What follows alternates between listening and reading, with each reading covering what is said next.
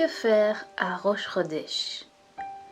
Le Tanakh ne nous parle pas beaucoup du jour qui marque le nouveau mois. On sait que c'est un jour où on sonne les trompettes d'argent, où il y a des sacrifices additionnels et où on se réjouit. Chodesh, le mot pour moi, a la même racine que Chadash, nouveau. Rosh Chodesh, c'est le début du mois. Chaque mois, la lune accomplit un cycle de croissance et de décroissance. Le jour de Rosh Chodesh est proclamé lorsque le croissant de la lune redevient visible. Il y a un Rosh Chodesh particulier, c'est celui du 7e mois, et c'est la fête de Yom Teruah, le jour du retentissement, où on sonne le chauffard. C'est le jour du jugement. C'est là où on passe en revue l'année entière et on prend conscience de nos bonnes actions et aussi des domaines qu'on doit améliorer.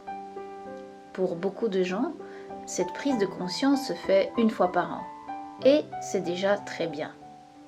Mais avec Rosh Chodesh, on a l'opportunité de prendre conscience de notre progression chaque mois et de nous en réjouir.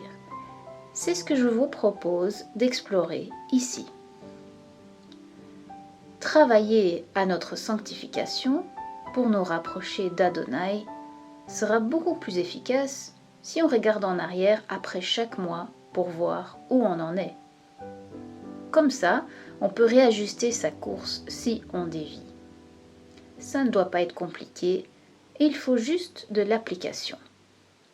Je vous propose de voir comment je fais et j'espère que cela vous inspirera à créer votre propre revue du mois.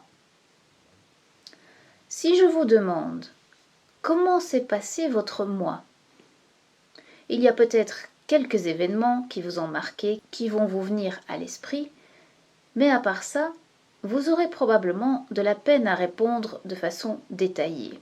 Il m'est arrivé ceci et cela et j'ai fait ceci ou cela. Personnellement, tout paraît vague quand j'y repense. Et c'est pourquoi, pour m'en souvenir, j'ai besoin de noter tout au long du mois ce que j'ai fait, ce que j'ai vécu, ce qui m'a marqué. C'est ça qui va me permettre de faire la revue du mois passé. À cet effet, j'utilise un planificateur de semaine. Mais attention, je ne l'utilise pas pour planifier, uniquement pour constater ce que j'ai fait. J'aime bien noter plusieurs fois par jour ce que je fais pour ne rien oublier, mais parfois il m'arrive de tout écrire le soir, et pas forcément dans l'ordre, mais cela n'a pas d'importance. Ce qui compte, c'est que je puisse, avec quelques mots, me rappeler de ma journée. Il y a aussi un espace pour noter brièvement ce qui m'a marqué par rapport à ce que j'ai lu ou écouté. Donc ça, c'est le planificateur de semaine. J'ai aussi un autre cahier que j'utilise pour écrire comment je me sens physiquement, émotionnellement et mentalement. Je n'y écris pas tous les jours, uniquement quand j'en ressens le besoin. Une fois par mois, de préférence le jour de Rosh Chodesh, je relis ce que j'ai écrit avec un marqueur fluo à la main, pour surligner ce que je trouve important, à la fois dans mon semainier et dans le cahier où j'écris ce que je ressens. Ensuite, je regroupe les infos par thème.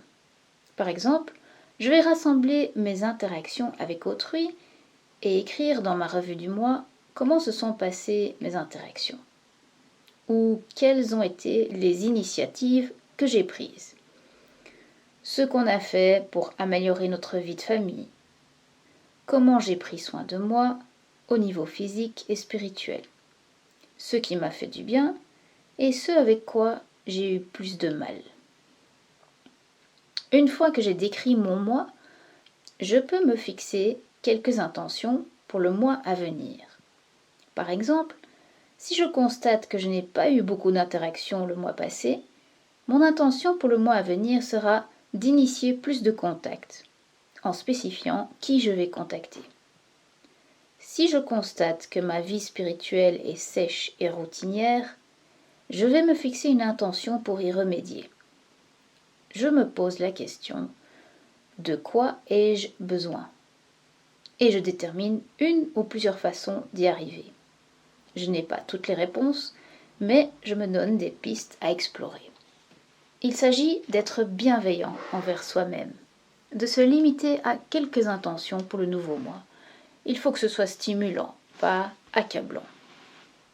Au prochain Rosh Chodesh, je pourrai passer en revue les intentions que je m'étais fixées et voir ma progression.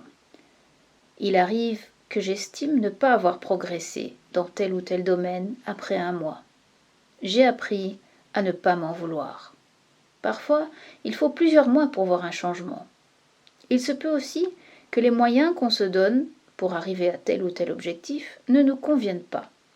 Par exemple, si je veux arriver à une meilleure relation avec Adonai, je pourrais me donner comme intention de lire un livre sur le sujet.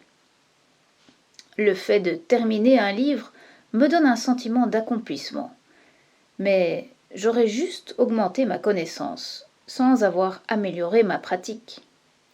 Un moyen plus sensé serait de limiter ma lecture à un chapitre et de ne passer au deuxième chapitre que lorsque j'aurai effectivement mis en pratique ce qui est préconisé dans le premier. Voilà, je vais repasser en revue les différentes étapes pour que vous puissiez faire votre revue du mois à Rosh Chodesh, vous réjouir de vos progrès et réajuster le tir si nécessaire. Premièrement, il vous faut un support pour noter ce que vous faites tous les jours et éventuellement votre journal si vous en tenez un. Deuxièmement, à Rosh Chodesh, vous sélectionnez les infos que vous trouvez importantes. Troisièmement, vous rédigez un rapport sur le mois écoulé. Et quatrièmement, vous vous fixez des intentions pour le nouveau mois, avec des moyens concrets pour y arriver. Et à partir du deuxième Rosh Chodesh, vous passez aussi en revue les intentions que vous vous étiez fixées le mois passé avant de rédiger votre rapport. Si vous faites ça chaque mois, vous aurez 12 rapports pour faire la revue de l'année à Yom Teruah, ce qui vous permettra de la faire de façon plus complète et sereine. Et si vous pensez « non, je ne fais rien de bon, j'ai peur d'être confronté à mes manquements », sachez que vous allez être surpris par tout ce que vous faites et qui passe inaperçu. Et si vous n'êtes pas satisfait de vous-même, c'est le moment d'en prendre conscience et de faire quelque chose pour y remédier. Personnellement, j'ai toujours beaucoup de joie quand je fais la revue du mois. C'est là que je me rends compte que je progresse, plus que dans la vie de tous les jours. Ça me permet de prendre du recul et de voir la main d'Adonai qui me guide dans la sanctification.